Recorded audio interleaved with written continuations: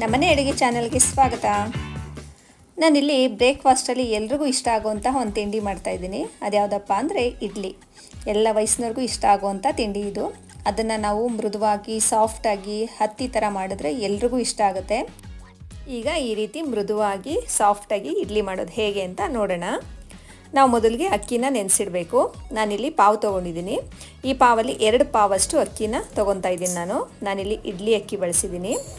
ನೀವು ಬೇಕಿದ್ರೆ ನೀರು ಕುಡಿಯೋ ಗ್ಲಾಸ್ ಇರುತ್ತಲ್ಲ, ಈ ಅಳತೆದು ಲೋಟದಲ್ಲಿ ಕೂಡ 2 ಲೋಟ ಅಕ್ಕಿ ತೊಗೋಬೋದು. ಜೊತೆಗೆ ನಾವಿಲ್ಲಿ ಕುಸ್ಲಕ್ಕಿ ಅಥವಾ ಇಡ್ಲಿ ಅಕ್ಕಿ ಬಳಸ್ಕೊಂಡ್ರೆ ಇಡ್ಲಿ ತುಂಬ ಚೆನ್ನಾಗಿ ಬರುತ್ತೆ. ಈಗ ಈ ಅಕ್ಕಿನ ನೀಟಾಗಿ 1 2 3 ಬಾರಿ ಚೆನ್ನಾಗಿ ತೊಳೆದು ಈಗ ಚೆನ್ನಾಗಿರೋ ನೀರು ಹಾಕಿ ನೆನೆ ಇಡೋಣ. ಒಂದು 5 ಗಂಟೆ ಟೈಮ್ ನೆನೆಬೇಕಿದು. ಇದ್ರ ಜೊತೆಗೆ ನಾವು ಉದ್ದಿನಬೇಳೆ ಮತ್ತು ಅವಲಕ್ಕಿ ಕೂಡ ನೆನೆಸೋಣ. ಇಲ್ಲಿ ನೋಡಿ, ನಾನು ಉದ್ದಿನಬೇಳೆ 1/4 ಕಪ್ಪಲ್ಲಿ 3/4 ಕಪ್ಪಷ್ಟು ಉದ್ದಿನಬೇಳೆ ತೊಗೊಂಡಿದ್ದೀನಿ. ಅಂದರೆ ನಾವು ಅಕ್ಕಿ ಯಾವ ಲೋಟದಲ್ಲಿ ಬೆಳೆಸ್ಕೊಂಡಿದ್ದೀವಿ ಆ ಲೋಟದಲ್ಲಿ 1/4 ಲೋಟದಷ್ಟು ಉದ್ದಿನಬೇಳೆ, ಜೊತೆಗೆ ಅರ್ಧ ಲೋಟದಷ್ಟು ಅವಲಕ್ಕಿ ಮತ್ತು ಅರ್ಧ ಲೋಟದಷ್ಟು ಸಬ್ಬಕ್ಕಿ. ಅಂದರೆ ಅವಲಕ್ಕಿ ಮತ್ತು ಸಬ್ಬಕ್ಕಿನ ಅರ್ಧ ಗ್ಲಾಸ್ ಹಾಕೋಣ. ಅದಕ್ಕಿಂತ ಕಡಿಮೆ ಉದ್ದಿನಬೇಳೆ ಹಾಕ್ಕೋಬೇಕು. 1/4 ಗ್ಲಾಸ್ ಹಾಕ್ಕೊಂಡ್ರೂ ಸಾಕಾಗುತ್ತೆ. ಉದ್ದಿನಬೇಳೆ ಕಮ್ಮಿ ಬಳಸ್ಕೊಂಡ್ರೂ ಕೂಡ ಇಡ್ಲಿ ಸಾಫ್ಟಾಗಿ ಚೆನ್ನಾಗಿ ಬರುತ್ತೆ. ನಾವಿಲ್ಲಿ ಸಬ್ಬಕ್ಕಿ ಬಳಸಿರೋದ್ರಿಂದ ಅದು ತುಂಬ ಚೆನ್ನಾಗಿರುತ್ತೆ. ಈಗ ಇದನ್ನು ನೀಟಾಗಿ 1 2 3 ಬಾರಿ ನೀರಲ್ಲಿ ತೊಳೆದಿದ್ದೀನಿ. ತೊಳೆದುಬಿಟ್ಟು ಈಗ ಒಂದು ಸ್ವಲ್ಪ ಚೆನ್ನಾಗಿರೋ ನೀರನ್ನು ಹಾಕಿ ನೆನೆ ಇಡಬೇಕು. ಏಕೆಂದರೆ ನಾನು ಅವಲಕ್ಕಿ ಮತ್ತು ಸಬ್ಬಕ್ಕಿ ಮತ್ತು ಉದ್ದಿನಬೇಳೆ ನೆನೆಸಿದ್ದೀನಲ್ಲ, ಅದೇ ನೀರನ್ನು ರುಬ್ಬೋದಕ್ಕೆ ಕೂಡ ಬಳಸ್ಕೊತೀನಿ. ನೋಡಿ, ಈ ನೀರನ್ನ ರುಬ್ಬೋದಕ್ಕೆ ಬಳಸ್ಕೊಂಡ್ರೆ ತುಂಬ ಸಾಫ್ಟಾಗಿ ಚೆನ್ನಾಗಿರುತ್ತೆ. ಈಗ ಇದನ್ನು ಒಂದು 5 ಗಂಟೆ ಟೈಮ್ ಕಾಲ ನೆನೆ ಇಟ್ಟಿದ್ದೀನಿ.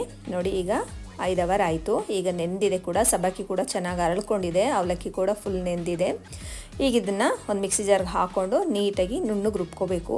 ತುಂಬ ನೈಸಾಗಿ ರುಬ್ಕೋಬೇಕು ಇದನ್ನು. ಅದಕ್ಕೆ ನಾವು ಮೊದಲಿಗೆ ಅಕ್ಕಿ ರುಬ್ಬೋದಕ್ಕಿಂತ ಮೊದಲು ಉದ್ದಿನಬೇಳೆ ರುಬ್ಕೊಂಡ್ಬಿಡ್ಬೇಕು. ಯಾಕೆಂದರೆ ಅಕ್ಕಿ ರುಬ್ಬೋದ ಮೇಲೆ ಉದ್ದಿನಬೇಳೆ ರುಬ್ಬೋದಕ್ಕೆ ಹೋದರೆ ಅದು ನೈಸ್ ಆಗಿದೆಯಾ ಇಲ್ವಾ ಅನ್ನೋದು ಗೊತ್ತಾಗೋದಿಲ್ಲ. ಅಕ್ಕಿನ ನಾವು ಅಷ್ಟು ನೈಸಿಗೆ ರುಬ್ಬೋದಿಲ್ಲ ಅಲ್ವಾ, ಅದಕ್ಕೇ. ನೋಡಿ, ಈಗ ಎಷ್ಟು ನೈಸಾಗಿ ರುಬ್ಕೊಂಡಿದ್ದೀನಿ. ಈಗ ಇದನ್ನೊಂದು ಪಾತ್ರೆಗೆ ಶಿಫ್ಟ್ ಮಾಡಿಕೊಂಡು ಈಗ ಅದೇ ಮಿಕ್ಸಿ ಜಾರ್ಗೆ ಅಕ್ಕಿನ ಹಾಕ್ಕೊಂಡು ರುಬ್ಕೋಬೇಕು. ನಾವಿಲ್ಲಿ ಅಕ್ಕಿ ರುಬ್ಬಬೇಕಾದ್ರೂ ಕೂಡ ಉದ್ದಿನಬೇಳೆ ಮತ್ತು ಅವಲಕ್ಕಿ ನೆನೆಸಿದ್ನಲ್ಲ, ಆ ನೀರನ್ನ ಬಳಸ್ಕೋಬೋದು. ಅಕ್ಕಿ ನೆನೆಸಿರೋ ನೀರನ್ನು ಬಳಸೋ ಅವಶ್ಯಕತೆ ಇಲ್ಲ. ಉದ್ದಿನಬೇಳೆ ನೆನೆಸಿರ್ತೀವಲ್ಲ, ಆ ನೀರನ್ನ ಬಳಸ್ಕೊಂಡ್ರೆ ಸಾಕು. ಈಗ ಇದನ್ನು ಕೂಡ ರವೆ ಅಂದರೆ ತುಂಬ ನೈಸಾಗಿ ರುಬ್ಕೋಬಾರ್ದು. ಇದನ್ನು ಸಣ್ಣ ರವೆ ಬರುತ್ತಲ್ಲ, ಆ ರವೆ ಹದಕ್ಕೆ ರುಬ್ಕೋಬೇಕು. ತುಂಬ ನೈಸಾಗಿ ರುಬ್ಬಿದ್ರೂ ಕೂಡ ಅಷ್ಟು ಚೆನ್ನಾಗಿರೋದಿಲ್ಲ, ಇಡ್ಲಿ ಹಿಟ್ಟಿಟ್ಟಂಗೆ ಆಗಿಬಿಡುತ್ತೆ. ಸಣ್ಣ ರವೆ ಬರುತ್ತೆ ನೋಡಿ, ಆ ಹದಕ್ಕೆ ನೋಡಿ, ಈ ಹದಕ್ಕೆ ರುಬ್ಕೊಂಡ್ರೆ ಕರೆಕ್ಟಾಗಿರುತ್ತೆ. ಈಗ ಇದನ್ನು 1 2 3 ಬಾರಿ ನೀಟಾಗಿ ಅಕ್ಕಿ ಎಲ್ಲ ಜಾರ್ಗೆ ಹಾಕ್ಕೊಂಡು ರುಬ್ಕೊಂಡೆ. ಈಗ ಈ ಮಿಶ್ರಣನ ನೀಟಾಗಿ ಮಿಕ್ಸ್ ಮಾಡ್ಕೊಳ್ಳೋಣ. ನಾವು ಇದನ್ನು ಸ್ವಲ್ಪ ಗಟ್ಟಿ ಇದೆ ಇಡ್ಲಿ ಹಿಟ್ಟು. ಇದಕ್ಕೆ ಒಂದು ಸ್ವಲ್ಪ ಮಿಕ್ಸಿ ಜಾರ್ಗೆ ಸ್ವಲ್ಪ ನೀರು ಹಾಕ್ಕೊಂಡು ಒಂದು ಹದಕ್ಕೆ ಕಲಿಸ್ಕೋಬೇಕು. ತುಂಬ ಗಟ್ಟಿನೂ ಕಲಿಸ್ಕೋಬಾರ್ದು, ತುಂಬ ತೆಳುಗೂ ಕಲಿಸ್ಕೋಬಾರ್ದು. ನೋಡಿ, ನಾನು ಜಾರ್ಗೆ ಸ್ವಲ್ಪ ನೀರು ಹಾಕಿದ್ದೀನಿ. ಈಗ ನೋಡಿ, ನೀಟಾಗಿ ಎಲ್ಲ ಮಿಕ್ಸ್ ಮಾಡಿಕೊಂಡ್ರೆ ಹದವಾಗಿ ರೆಡಿಯಾಗುತ್ತೆ. ಈ ಇಡ್ಲಿ ಹಿಟ್ಟು ತುಂಬ ಜಾಸ್ತಿ ತೆಳು ಮಾಡಿಕೊಂಡ್ರೂ ಚೆನ್ನಾಗಿರೋದಿಲ್ಲ. ಈಗ ಇದಕ್ಕೆ ರುಚಿಗೆ ತಕ್ಕಷ್ಟು ಕಲ್ಲುಪ್ಪು ಹಾಕಿದ್ದೀನಿ. ಕಲ್ಲುಪ್ಪೇ ಬಳಸ್ಕೊಂಡ್ರೂ ಆಗುತ್ತೆ. ಏಕೆಂದರೆ ಇದು ನಾವು ಒಂದು 6 ಗಂಟೆ ಟೈಮ್ ಹಾಗೆ ಬಿಡ್ತೀವಲ್ವ, ಚೆನ್ನಾಗಿ ಕರಗುತ್ತೆ ಉಪ್ಪು. ಅದಕ್ಕೆ ನಾನು ಕಲ್ಲುಪ್ಪೇ ಬಳಸ್ಕೊಂಡಿದ್ದೀನಿ. ಈಗ ಇದನ್ನು 6 ಅವರ್ಸ್ ಹಾಗೆ ಬಿಡೋಣ. ನಾನು ನೈಟ್ ರುಬ್ಬಿಟ್ಟಿದ್ದೆ. ಈಗ ಬೆಳಗ್ಗೆ ಇದನ್ನು ಇಡ್ಲಿ ಮಾಡ್ತಾಯಿದ್ದೀನಿ. ನೋಡಿ, 6 ಅವರ್ಸ್ ಆಗಿದೆ. ಇನ್ನೂ ಸ್ವಲ್ಪ ಹೊತ್ತು ಬಿಟ್ಟರೆ ಇನ್ನೂ ಚೆನ್ನಾಗಿ ಉಬ್ಬುತ್ತೆ. ನಾನು ಸ್ವಲ್ಪ ಬೇಗ ತಿಂಡಿ ಮಾಡ್ತಾಯಿದ್ದೀನಿ, ಅದಕ್ಕೆ ಸಲುವಾಗಿ ಸ್ವಲ್ಪ ಉಬ್ಬಿದೆ, ಪರವಾಗಿಲ್ಲ, ಚೆನ್ನಾಗಿ ಹದವಾಗಿ ಉಬ್ಬಿದೆ. ಹೇಳಬೇಕು ಅಂದರೆ ಇಡ್ಲಿ ಹಿಟ್ಟನ್ನು ಜಾಸ್ತಿ ಉಳಿ ಬರ್ಸ್ಕೊಂಡು ನಾವು ಇಡ್ಲಿ ಮಾಡಿಕೊಂಡ್ರೆ ಆರೋಗ್ಯಕ್ಕೆ ಒಳ್ಳೆಯದಲ್ಲ. ಇಡ್ಲಿ ಆರೋಗ್ಯಕ್ಕೆ ಎಷ್ಟು ಒಳ್ಳೆಯದೋ ಅಷ್ಟೇ ಡೇಂಜರ್ ಆಗುತ್ತೆ. ಏಕೆಂದರೆ ಈ ಅಸಿಡಿಟಿ ಪ್ರಾಬ್ಲಮ್ ಇರೋರಿಗೆ ಇಡ್ಲಿ ಹಿಟ್ಟು ಜಾಸ್ತಿ ಹುಳಿ ಬಂದಾಗ ಇಡ್ಲಿ ಮಾಡ್ಕೊಂಡು ತಿಂದರೆ ಅಸಿಡಿಟಿ ತುಂಬ ಜಾಸ್ತಿ ಆಗಿಬಿಡುತ್ತೆ. ಆಮೇಲೆ ಉದ್ದಿನಬೇಳೆನೂ ಕೂಡ ಸ್ವಲ್ಪ ಕಡಿಮೆ ಪ್ರಮಾಣದಲ್ಲಿ ಬಳಸ್ಕೊಂಡ್ರೆ ಒಳ್ಳೆಯದು ಆರೋಗ್ಯ ದೃಷ್ಟಿಯಿಂದ. ಅಸಿಡಿಟಿ ಪ್ರಾಬ್ಲಮ್ ಇರೋರು, ಗ್ಯಾಸ್ಟ್ರಿಕ್ ಪ್ರಾಬ್ಲಮ್ ಇರೋರು ಉದ್ದಿನಬೇಳೆನ ಸ್ವಲ್ಪ ಕಡಿಮೆ ಪ್ರಮಾಣದಲ್ಲಿ ಬಳಸ್ಕೋಬೇಕು.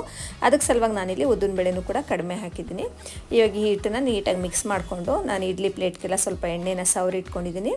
ಈಗ ಇದಕ್ಕೆ ಎಲ್ಲ ಪ್ಲೇಟ್ಗಳಿಗೂ ಹೋಲ್ಗಳಿಗೂ ಇಡ್ಲಿ ಹಿಟ್ಟು ಹಾಕ್ತೀನಿ.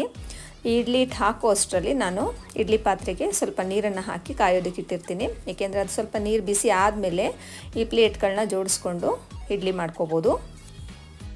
ಈ ಹಿಟ್ಟಲ್ಲಿ ನಾವು ತಟ್ಟೆ ಇಡ್ಲಿ ಕೂಡ ಮಾಡ್ಕೋಬೋದು, ಇಲ್ಲಾಂದರೆ ಪುಟಾಣಿ ಇಡ್ಲಿಗಳು ಬರುತ್ತಲ್ಲ, ಅದನ್ನು ಕೂಡ ಮಾಡ್ಕೋಬೋದು. ಯಾವ್ದು ಬೇಕಾದರೂ ಮಾಡ್ಕೋಬೋದು. ಈ ರೀತಿ ಹಿಟ್ಟನ್ನ ಪ್ಲೇಟ್ ಮೇಲೆ ಹಾಕಿದ್ಮೇಲೆ ಅದರ ಮೇಲೆ ಸ್ವಲ್ಪ ಕ್ಯಾರೆಟ್ ತುರಿ ಎಲ್ಲ ಹಾಕಿದ್ರೆ ಸ್ವಲ್ಪ ಟೇಸ್ಟಾಗಿ ಚೆನ್ನಾಗಿರುತ್ತೆ, ಮಕ್ಕಳಿಗೆಲ್ಲ ಇಷ್ಟ ಆಗುತ್ತೆ ಕೂಡ. ನೋಡಿ, ಈಗೆಲ್ಲ ಪ್ಲೇಟ್ಗಳಿಗೂ ಹಿಟ್ಟು ಹಾಕಾಯಿತು. ಈಗ ಪಾತ್ರೆಗೆ ಜೋಡಿಸ್ಕೊಳ್ಳೋಣ. ಮೊದಲೇ ನಾನು ಆಗಲೇ ಹೇಳ್ದಾಗೆ ನೀರು ಹಾಕಿ ಅದೊಂದು ಸ್ವಲ್ಪ ಬಿಸಿ ಆದಮೇಲೆ ಪ್ಲೇಟ್ಗಳನ್ನ ಜೋಡಿಸ್ತಾ ಇದ್ದೀನಿ. ಈಗ ಇದಕ್ಕೆ ಕ್ಯಾಪ್ ಕ್ಲೋಸ್ ಮಾಡಿ ಒಂದು 10 ನಿಮಿಷ ಬೇಯಿಸ್ಕೊಳ್ಳೋಣ. 10 ನಿಮಿಷ ಆದಮೇಲೆ ಓಪನ್ ಮಾಡಿ ನೋಡೋಣ. ನೋಡಿ ಚೆನ್ನಾಗಿ ಬೆಂದಿದೆ. ಇಡ್ಲಿ ಕರೆಕ್ಟಾಗಿ ಬೆಂದಿದೆಯಾ ಅಂತ ಹೇಗೆ ತಿಳ್ಕೊಳ್ಳೋದು ಅಂದರೆ ಒಂದು ಚಾಕು ಅಥವಾ ಸ್ಪೂನ್ ಇಲ್ಲಾಂದರೆ ಒಂದು ಟೂತ್ ಪಿಕ್ಕನ್ನ ಆ ಇಡ್ಲಿಲಿ ಚುಚ್ಚಿ ನೋಡಿದ್ರೆ ಸ್ವಲ್ಪನೂ ಕೂಡ ಅಂಟೋದಿಲ್ಲ. ನೋಡಿ ಈಗ ಕರೆಕ್ಟಾಗಿ ಬೆಂದಿರುತ್ತೆ. ಈಗೆಲ್ಲ ಇಳಿಸ್ಕೊಳ್ಳೋಣ. ಹೇಳಬೇಕಂದ್ರೆ ಇಡ್ಲಿ ಒಳ್ಳೆ ಬ್ರೇಕ್ಫಾಸ್ಟ್ ಅಂತ ಹೇಳ್ಬೋದು. ತುಂಬ ಚೆನ್ನಾಗಿ ಡೈಜೆಷನ್ ಆಗುತ್ತೆ. ಯಾವ ವಯಸ್ಸಿನವ್ರಿಗಾದರೂ ಕೊಡ್ಬೋದು. ಮತ್ತು ಮಕ್ಕಳಿಗೆ ತುಂಬ ಬೇಗ ಜೀರ್ಣ ಆಗುವಂಥ ಬ್ರೇಕ್ಫಾಸ್ಟ್ ಅಂತ ಹೇಳ್ಬೋದು. ಎಲ್ರಿಗೂ ಇಷ್ಟ ಆಗುತ್ತೆ ಇದು. ಇದ್ರ ಜೊತೆಗೆ ಚಟ್ನಿ, ಸಾಂಬಾರಾಗಲಿ, ಆಮೇಲೆ ಗೊಜ್ಜುಗಳಾಗಲಿ, ಕಾಳು ಗೊಜ್ಜುಗಳಾಗಲಿ ಎಲ್ಲದಕ್ಕೂ ಒಳ್ಳೆ ಫೇವ್ರೇಟ್ ಕಾಂಬಿನೇಷನ್ ಅಂತಲೇ ಹೇಳ್ಬೋದು. ಎಲ್ಲದಕ್ಕೂ ಹೊಂದ್ಕೊಳ್ಳೋ ಅಂಥದ್ದು ಇಡ್ಲಿ. ನೀವು ಮನೆಯಲ್ಲಿ ಸಾಫ್ಟಾಗಿ ಈ ರೀತಿ ಹತ್ತಿ ಥರ ಇಡ್ಲಿ ಮಾಡಿಕೊಂಡು ಟೇಸ್ಟ್ ಮಾಡಿ. ನಿಜ ಹೇಳಬೇಕು ಅಂದರೆ ತುಂಬ ಮೃದುವಾಗುತ್ತೆ. ನಾವು ಸಬ್ಬಕ್ಕಿ ಬಳಸೋದ್ರಿಂದಂತೂ ತುಂಬ ಸಾಫ್ಟಾಗಿ ಮತ್ತು ವೈಟಿಗೆ ಇಡ್ಲಿ ಬರುತ್ತೆ. ಇದ್ರ ಜೊತೆಗೆ ನಾನಿವತ್ತು ಚಟ್ನಿ ಮಾಡಿದ್ದೀನಿ. ಚಟ್ನಿ ಕೂಡ ಒಳ್ಳೆ ಕಾಂಬಿನೇಷನ್ ಅಂತಲೇ ಹೇಳ್ಬೋದು. ಲೈಟಾಗಿರುತ್ತೆ. ನೀವು ಮನೇಲಿ ಈ ರೀತಿ ಹತ್ತಿ ಥರ ಇಡ್ಲಿನ ಮಾಡಿಕೊಂಡು ಟ್ರೈ ಮಾಡಿ. ನಿಮ್ಗೆ ಇಷ್ಟ ಆದರೆ ನನ್ನ ಚಾನಲ್ಗೊಂದು ಲೈಕ್ ಮಾಡಿ, ಸಪೋರ್ಟ್ ಮಾಡಿ, ಸಬ್ಸ್ಕ್ರೈಬ್ ಮಾಡಿ.